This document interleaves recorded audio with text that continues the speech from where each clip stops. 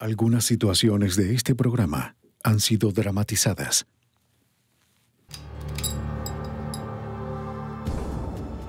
Durante 3 años, los investigadores estuvieron siguiendo el rastro de dinero falso.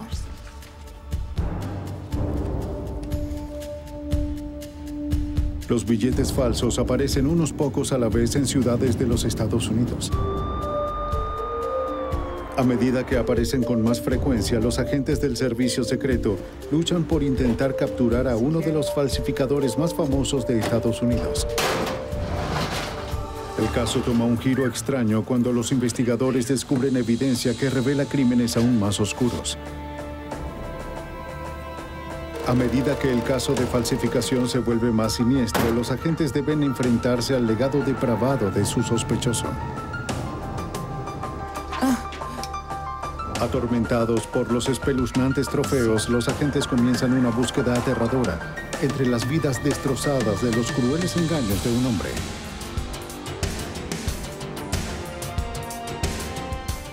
Crueles engaños. En este programa, algunos de los nombres han sido cambiados. En Charlotte, Carolina del Norte, en abril de 1983. Un camión blindado condujo hasta un banco local para hacer un depósito diario.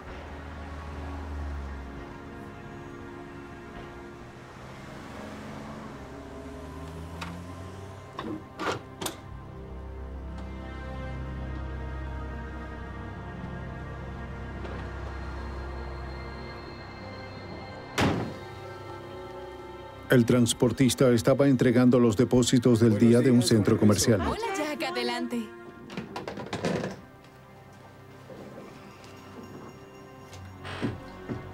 Aquí están los depósitos. Firme aquí, por favor. Gran depósito el de hoy, ¿no? Así es, muchas gracias. De acuerdo, aquí Que tenga un tienes. buen día. Gracias, te veo mañana. La mayoría de los bancos en los Estados Unidos utilizan contadores automáticos calibrados para rechazar cualquier billete que tenga un tamaño o grosor inusual. La máquina rechazó uno. Uno de 20 que parecía muy gastado. Al sospechar que podía ser una falsificación, la empleada se puso en contacto con la oficina más cercana del servicio secreto. Hola, me gustaría informar de un... Aunque se conoce por brindar protección al presidente, el servicio secreto fue fundado originalmente para investigar moneda falsa. Un agente fue enviado al banco para tratar de determinar de dónde venía el billete. El servicio secreto envió el billete falso de $20 a su laboratorio forense en Washington, D.C. Lorelai Pagano es una especialista en falsificación. Su trabajo es analizar los billetes falsificados. Se examinan para obtener información sobre el papel, el proceso de impresión, las tintas, la simulación de características de seguridad, cualquier información de investigación que podamos devolver al campo para ayudar a detener la falsificación. La examinadora centró su atención en el estilo de impresión. El billete falso era plano y resbaladizo. El proceso de impresión de la Casa de la Moneda de los Estados Unidos crea relieves en el billete donde se aplica la tinta. El Tesoro de los Estados Unidos tiene una serie de salvaguardias para desalentar la falsificación.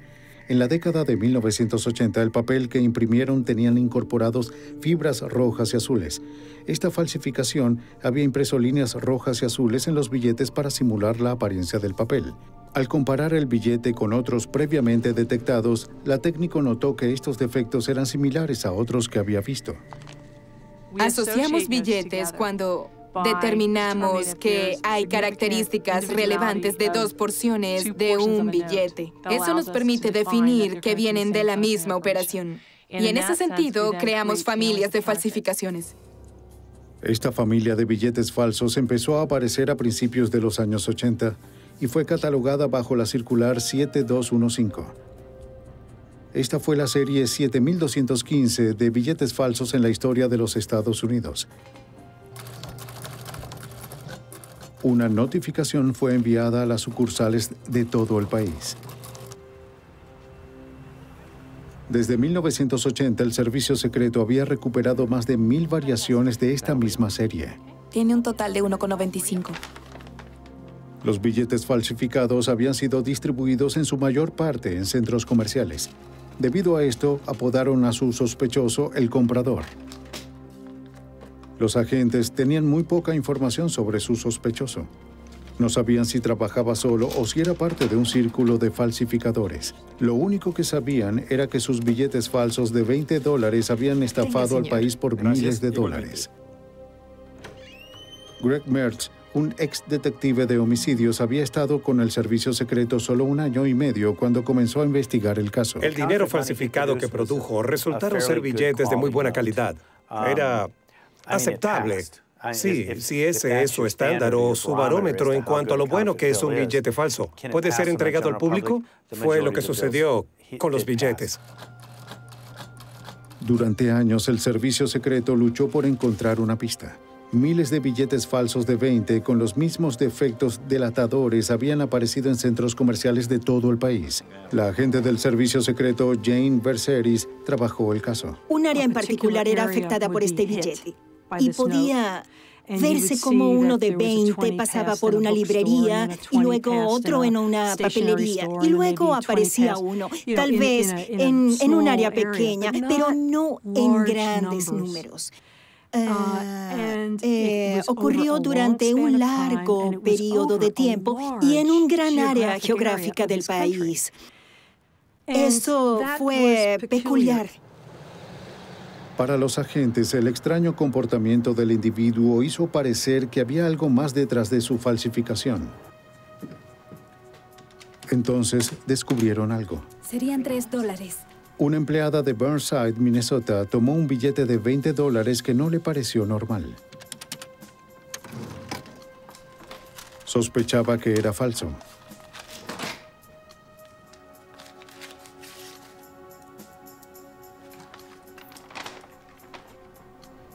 La empleada observó al comprador cuando se metió en su auto y se alejó. Más tarde le dio al servicio secreto la descripción del sospechoso. También describió su auto como un Ford blanco, pero no pudo leer la matrícula. El servicio secreto distribuyó un boceto basado en la descripción de la empleada a los centros comerciales en todo el país. Se estableció que había visitado todos los estados al este del río Mississippi y algunos estados al oeste del mismo río. Su objetivo eran centros comerciales, generalmente durante los fines de semana o periodos de mucha afluencia y las vacaciones. El comprador siempre hacía compras pequeñas. Compraba un par de calcetines, un libro o una tarjeta de felicitación. Esparcía sus billetes de uno a la vez. Recolectaba su cambio y seguía adelante. Nunca hacía compras grandes. Pondré su recibo en la bolsa. Era paciente y metódico. El servicio secreto estaba desconcertado por la movilidad del comprador. Dejaba un billete en Florida y el mismo día aparecía una docena a 800 kilómetros de distancia. No estaban seguros de si sus billetes ya estaban en circulación o si era él mismo distribuyéndolos. Si se trataba de él, debía ser alguien que viajaba para ganarse la vida.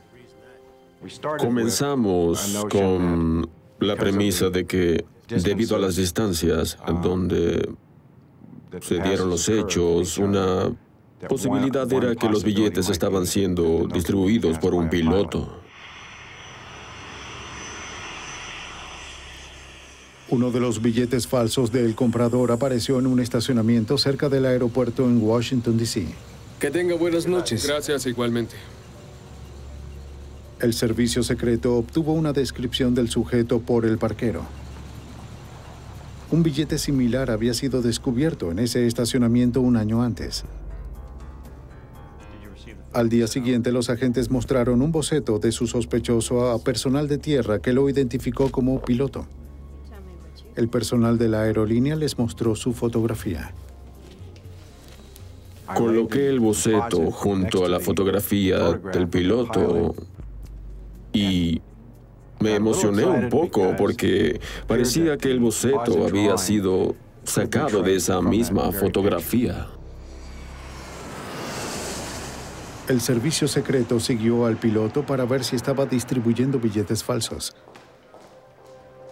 Lo vigilaron dentro y fuera de los aeropuertos. Hola, ¿qué tal?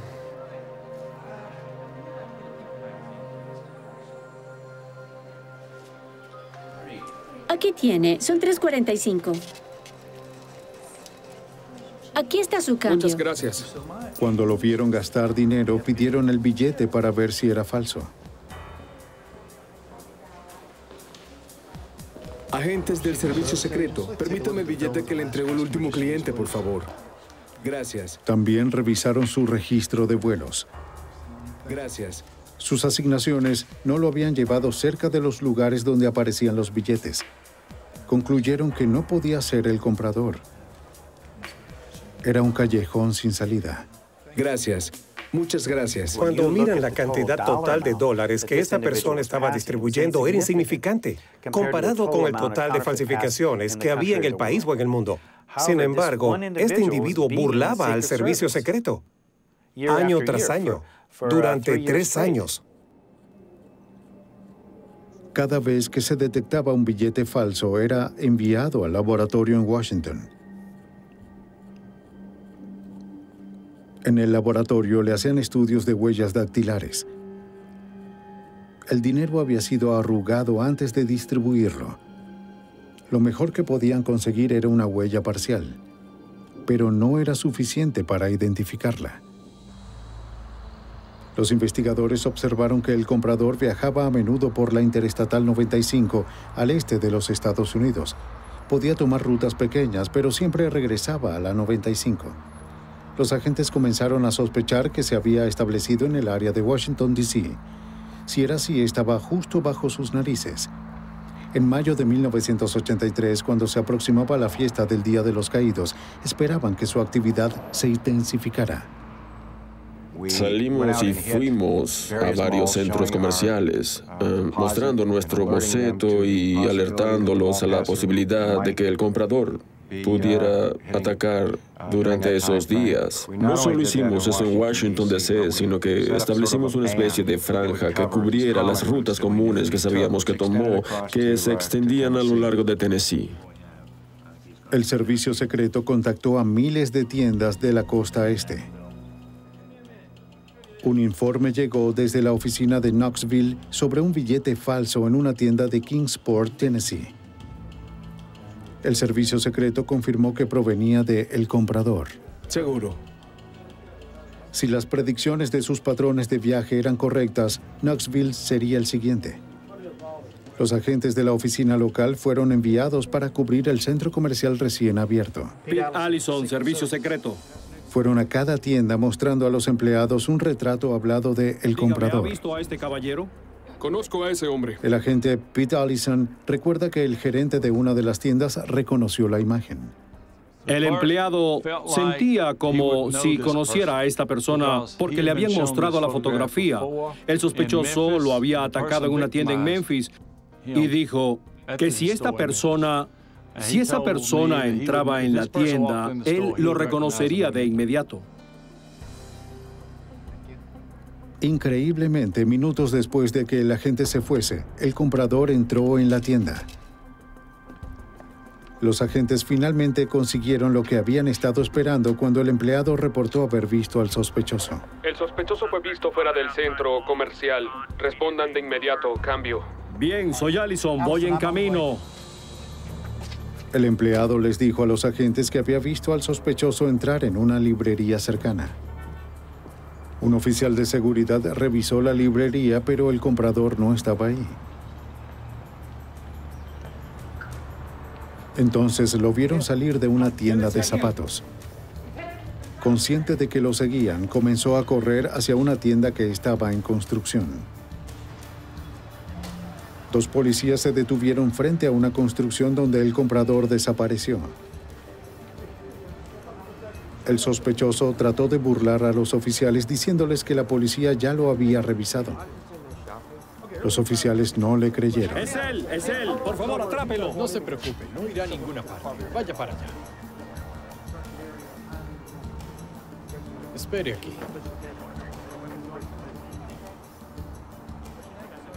Lo registraron y encontraron un arma en su bolsillo delantero.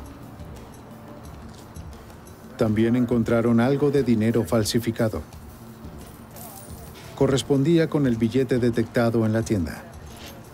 Después de años de búsqueda, sabían que finalmente tenían a el comprador.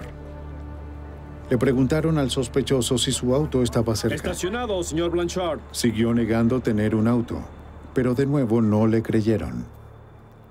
Si este es el tipo que ha estado conduciendo por todo el país, podría haber todo tipo de evidencia en el auto de los otros lugares. Los investigadores esperaron hasta el anochecer para revisar los vehículos abandonados. Solo quedaron 3 autos en el lugar.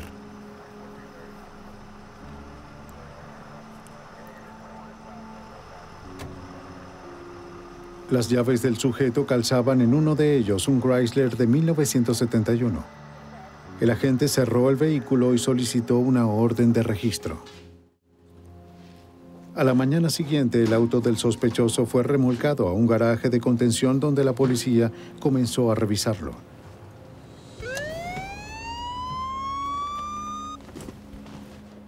El auto había sido equipado con una sirena de la policía. Dentro del maletero encontraron más parafernalia policial, lo que parecían ser matrículas robadas, y una colección de ropa interior femenina. Los investigadores comenzaron a sospechar que el comprador hacía más que distribuir billetes falsos. En el interior, los agentes consiguieron una pistola semiautomática cargada.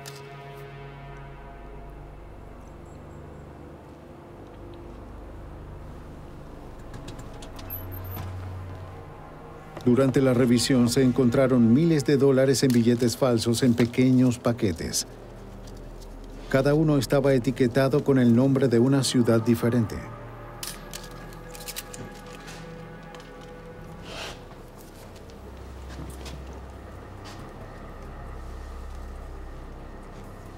Un itinerario encontrado sobre el visor enumeraba varias fechas, ciudades y alias usados, moteles y cuánto dinero se gastaba. Estas matrículas robadas con los imanes eran bastante normales para un falsificador, para tratar de ocultar su identificación y no ser rastreado. Pero las luces de policía, las insignias que encontramos, la sirena y el foco frente al auto nos hicieron sospechar que teníamos a un imitador de la policía, pero no teníamos ni idea del por qué. El maletero contenía varias licencias de conducir falsas con la foto del sospechoso. Mientras revisábamos el auto, pensé, buscamos pruebas de falsificación. Y cuanto más encontramos, más me daba cuenta de que este hombre debía estar involucrado en algo más. ¿Su nombre real es Roger Colin Blanchard? En la oficina del servicio secreto, los agentes entrevistaron al sospechoso para conseguir su historia personal. En el momento de su arresto, llevaba una licencia de conducir de Carolina del Norte con el nombre de Roger Colin Blanchard. Cuando les dijo su fecha de nacimiento, era diferente a la fecha de su licencia de conducir. El mes y el año era el mismo, pero el día diferente. Entonces fue cuando supe que algo no andaba bien. Al comprobar la dirección en la licencia de conducir, los agentes descubrieron que pertenecía a un motel. El gerente del motel dijo que nunca había oído hablar de Roger Colin Blanchard. Agente Roberts. Los agentes de Tennessee se pusieron en contacto con la oficina de Washington, D.C. Las matrículas del auto habían sido robadas, pero el vehículo fue registrado por un James R. Jones de Alexandria, Virginia. El agente Greg Mertz descubrió que Jones también había registrado el vehículo en Albany, Nueva York. Jones tenía la misma altura, peso y fecha de nacimiento que Blanchard. Llamé de nuevo a Knoxville y le dije, oye, no creo que su nombre sea Roger Colin Blanchard. Creo que su verdadero nombre es James R. Jones. Le pregunté por qué no enviaba sus huellas dactilares para llevarlas a la oficina a la mañana siguiente y así tratar de obtener una verdadera identificación. La búsqueda en los registros del FBI dio con la identidad del comprador.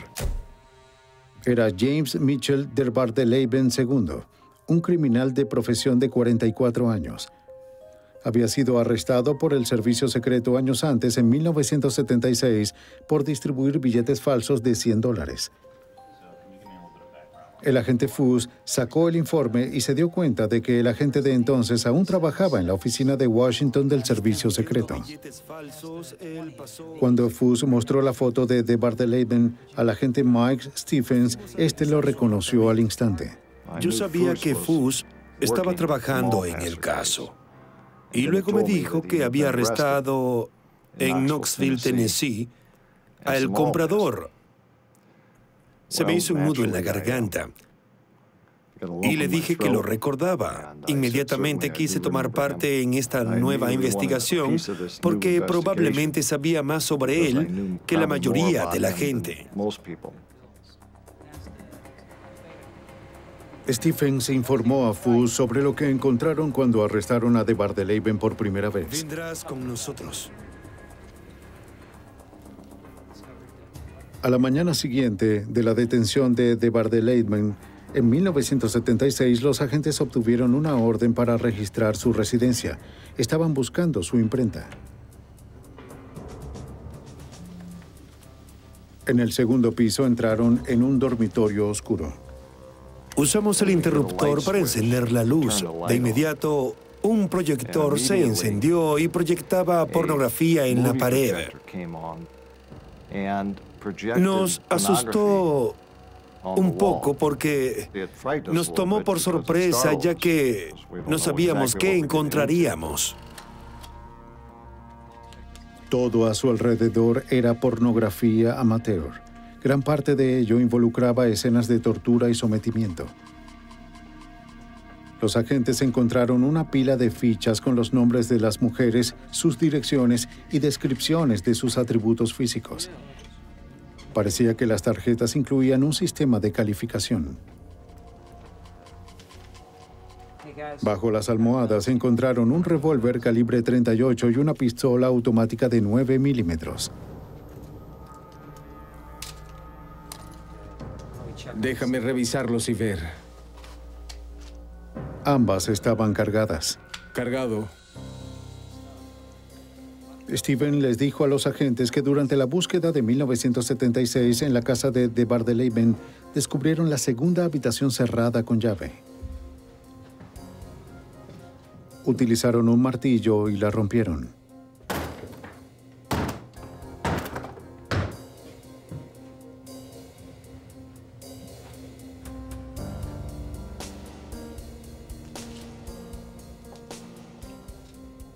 Y ahí se hallaba la imprenta, la Multilead 1250. Fue una sorpresa para nosotros porque es una máquina muy pesada y esta se encontraba en el segundo piso.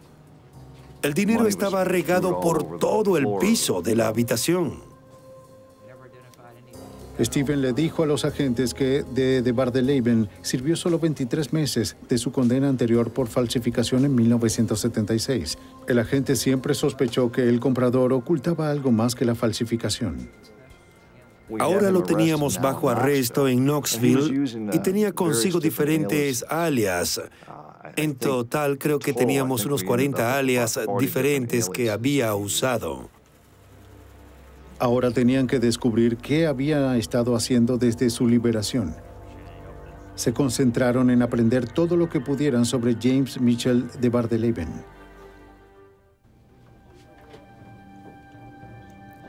Después de 3 años de búsqueda, los agentes del servicio secreto en Tennessee finalmente capturaron a el comprador.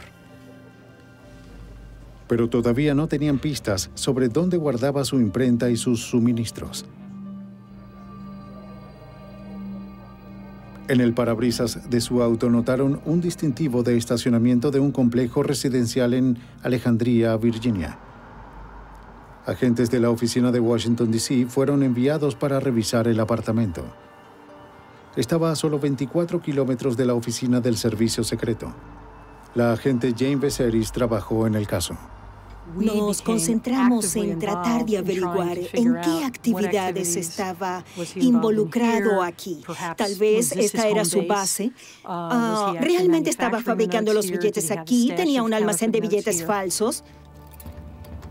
Los residentes del edificio reconocieron la imagen de Bardelleben y dijeron que lo conocían como James Jones. Los agentes consiguieron el número de apartamento. Obtuvieron una orden judicial y cuando el agente Merz entró en el apartamento, sus esperanzas se desvanecieron. Era un apartamento de un dormitorio, cocina, sala.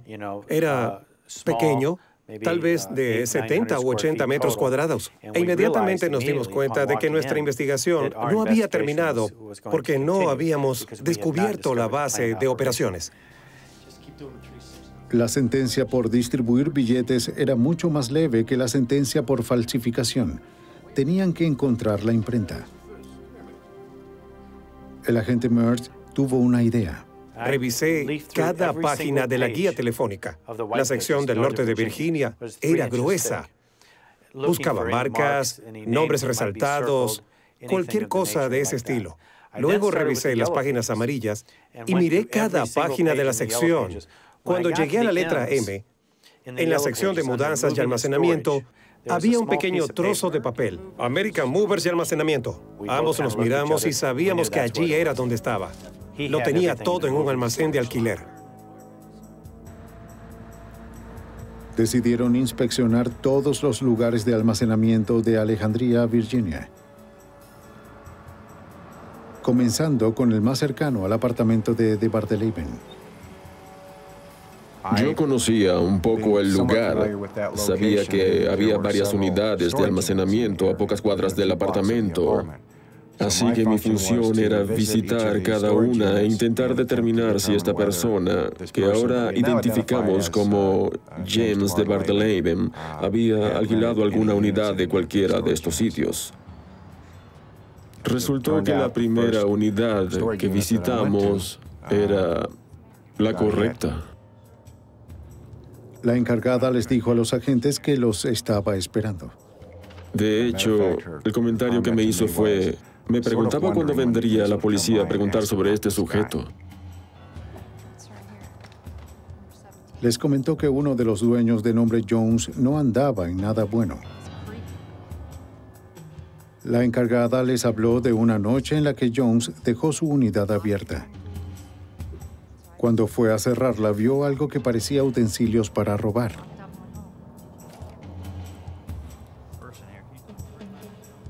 Cuando le mostraron la fotografía de Bardelleben, lo identificó como Jones. Buscaré una orden y refuerzos. Los investigadores creían que habían encontrado su base de operaciones. Consiguieron la orden y regresaron al lugar.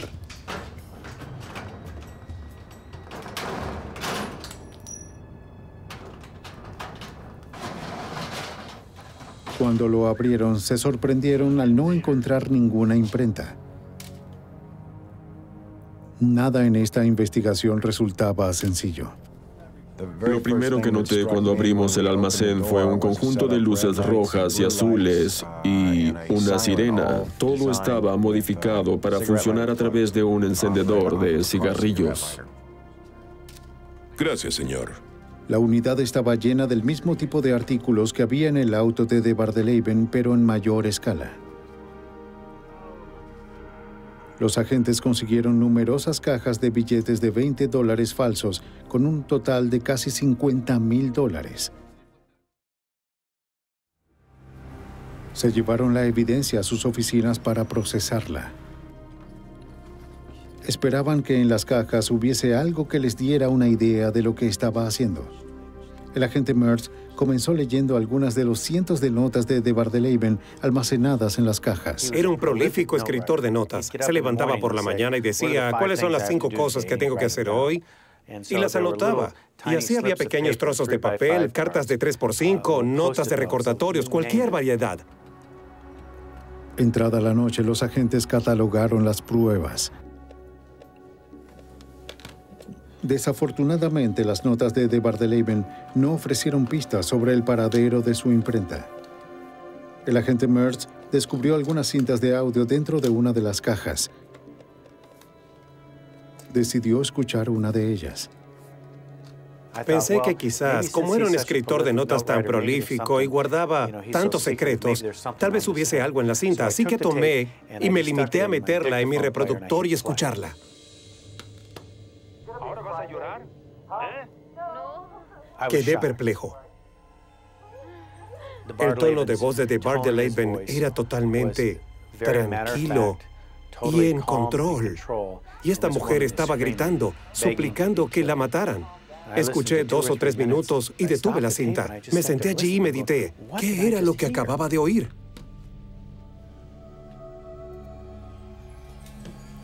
Más tarde ese día, Mertz mostró la cinta a los otros agentes. Se podía oír a una mujer gritando, llorando, suplicando que se detuviera. Fue extremadamente inquietante. No puedo encontrar las palabras para describir lo terrible que fue. Los agentes sabían que había más en este caso. Solo podían especular sobre el terror que de Bardeleben le causó a estas mujeres. Desesperados por saber exactamente en qué estaba involucrado de Bardeleben, los agentes continuaron sacando evidencia. Recuperaron cientos de recibos de la unidad de almacenamiento. Algunos eran de otras unidades. El agente Greg Mertz encontró una prueba reveladora. Una de las cosas significativas que encontré fue un recibo de giro postal hecho a una instalación de mudanza en Manassas, Virginia. La gerente de la instalación dijo que estaba arrendando un almacén a J.R. Jones, que trabajaba para una compañía de electrónica. Jones era uno de los alias de Bardeleben. El agente Mike Stephens volvió a obtener una orden de registro. Encontramos la unidad de almacenamiento, quitamos la cerradura y la abrimos. Recuerdo que la unidad de almacenamiento de Manassas era lo que llamaríamos la lotería. Los agentes abrieron el almacén y encontraron por fin la imprenta de Bardeleben. Una Offset Multi-Lead 1250. Con un peso de casi 227 kilos, estaba parcialmente desmantelada y rodeada por casi $250,000 en billetes falsos de 20. Dentro de la unidad, los agentes encontraron un pequeño arsenal de pistolas y cuchillos. En la búsqueda, los agentes también encontraron unos kits. Consistían en cinta médica, pedazos de soga y gel lubricante. Sí, fotografía esto. Mientras revisaban, los agentes hicieron un descubrimiento inquietante. Las tengo. Fotografías de mujeres en posiciones comprometedoras. Cientos de fotografías.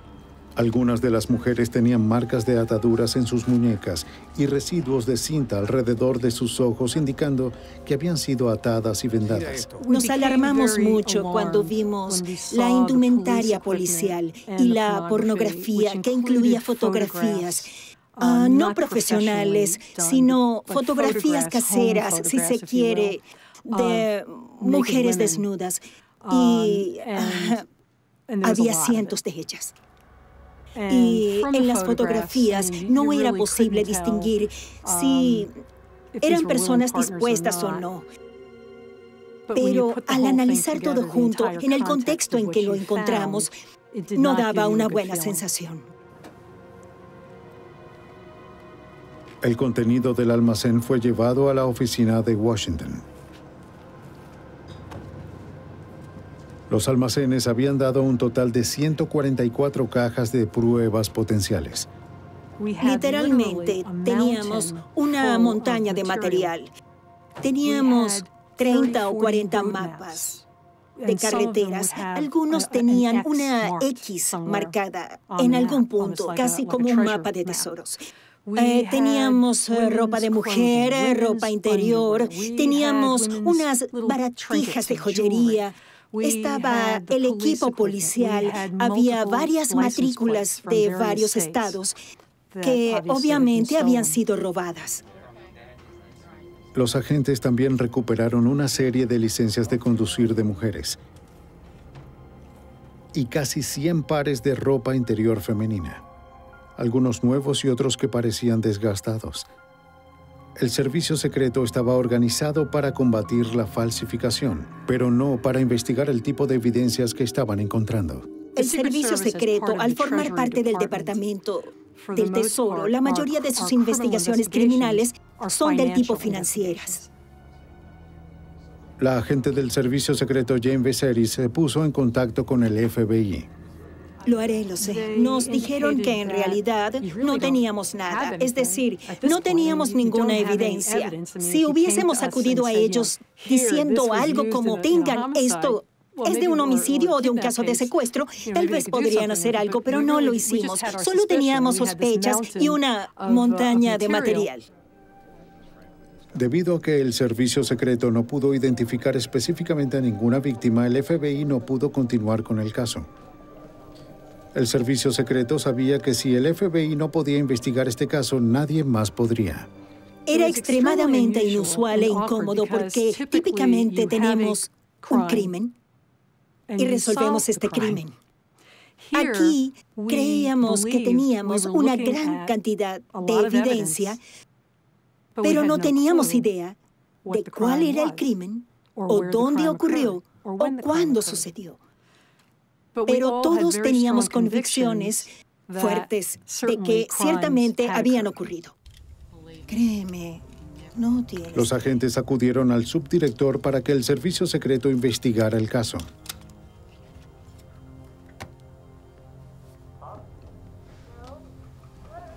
Mientras reproducían una de las cintas, John Simpson, el director del servicio secreto, entró. Al escuchar las cintas, escuchábamos algunas grabaciones escalofriantes, grabaciones de mujeres siendo torturadas, de mujeres que gritaban, que rogaban que las asesinaran. El director escuchó durante 1 minuto, sorprendido por lo que escuchó en la cinta. Simpson dio su apoyo pleno a la investigación. No creo haber estado más orgulloso de mi agencia que en este momento cuando nuestro director apoyó nuestra negativa a abandonar este caso y dejarlo así. Es todo lo que necesiten. El servicio secreto recibió autorización para ampliar su investigación más allá de la falsificación. En este punto, la investigación dio un giro completo. Ya no nos preocupaba la falsificación, sino que nos preocupaban estos crímenes. Conferencias. Su primera tarea era tratar de entender lo que tenían. Catalogaron cada uno de los más de 10,000 trozos de evidencia potencial. Recibos, recortes de periódicos, fotografías, cartas, sellos postales, cualquier cosa que pudiese llegar a ser una pista. No había que ser un experto para deducir que esta persona estaba involucrada en una multitud de actividades criminales. No sabíamos quiénes eran las víctimas, no sabíamos exactamente qué, pero sabíamos que no era otro caso de falsificación. Y supimos que teníamos mucho trabajo por hacer. Una vez que tenían todo a su alcance, esperaban que surgieran pistas sobre el alcance de los crímenes de Bardelaven.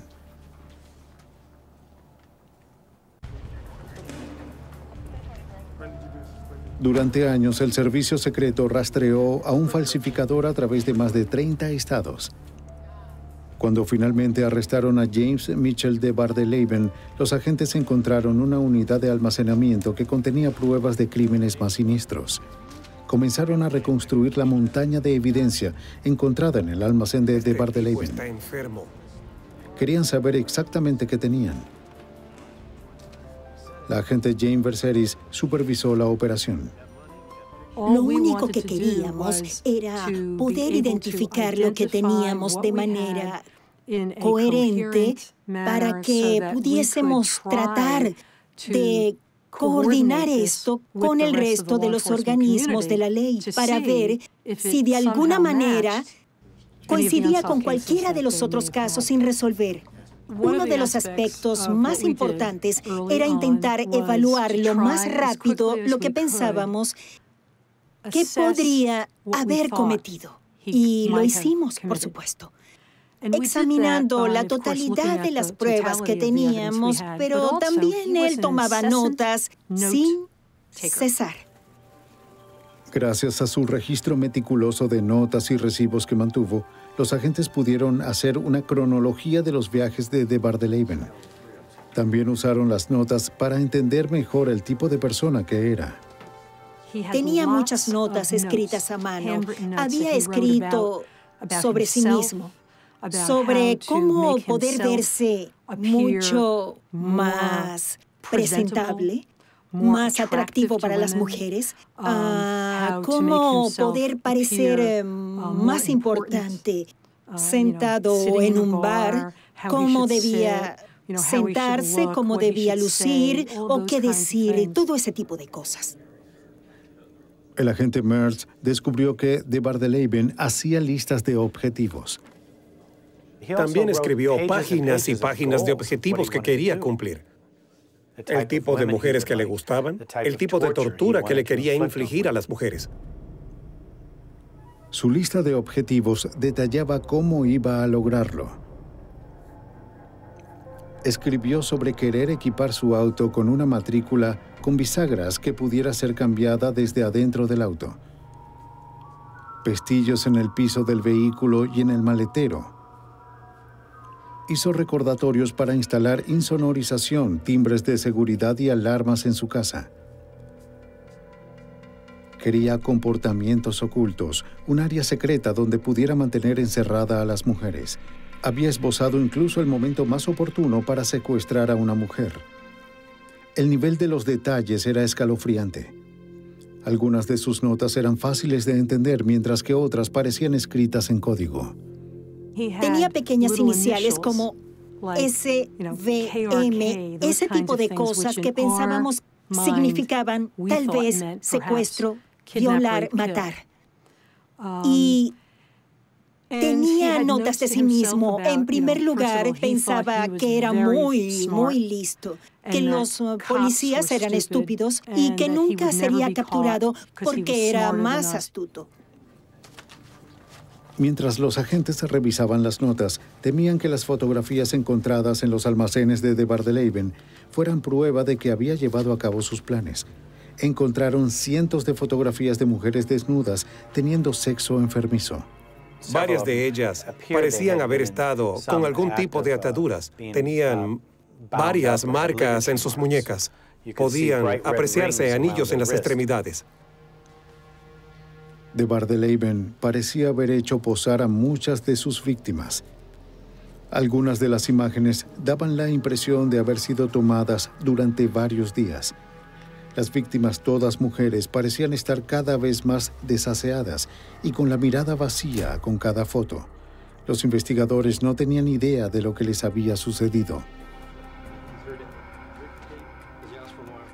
Y de Bardeleven se negaba a hablar.